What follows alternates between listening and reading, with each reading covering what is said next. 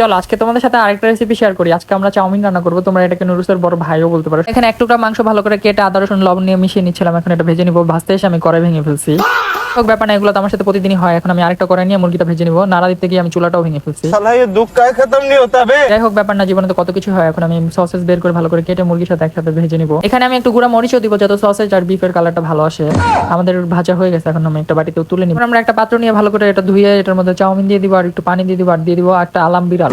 আর মানুষ পান নাই, বারবার শুধু আমার উপরেই। যাই হোক আজারে পেঁচাল পাইরা লাভ নাই। আমরা রেসিপিতে আগে আমি এখানে একটু লবণ দিয়ে ভালো করে এটা সিদ্ধ হতে দিব আর কয়টা পেঁয়াজ কেটে নিব। আচ্ছা, তোমাদের মধ্যে কার কার আমার এই আকামগুলো দেখতে ভালো লাগে তারা একটু কমেন্টে জানাও তো। যে আমাদের নুডলসের বড় ভাই ভালো মতো সিদ্ধ হয়ে গেছে। এখন এটা সুন্দর করে আমরা ঠান্ডা করে কড়াইতে পেঁয়াজ টমেটো সস নুডলসের মশলা দিয়ে ভালো করে একটু ভেজে তারপর যে রাখা বিফ আর সসেস দিয়ে ভালো করে একটু পানি দিয়ে কষায় নিব। তারপর একটু লবণও দিয়ে দিব। আর আমি কিন্তু মুরগিটা আগে ভালো করে ভেজে নিছিলাম যত ব্যাড স্মেল না আসে। আর এখন আমি একটা ডিম ভেজে নিব। তোমরা অনেক খারাপ মনে মনে ভাবতাছো আমি এই ডিমটাও ভেঙে ফেলছি, তাই না?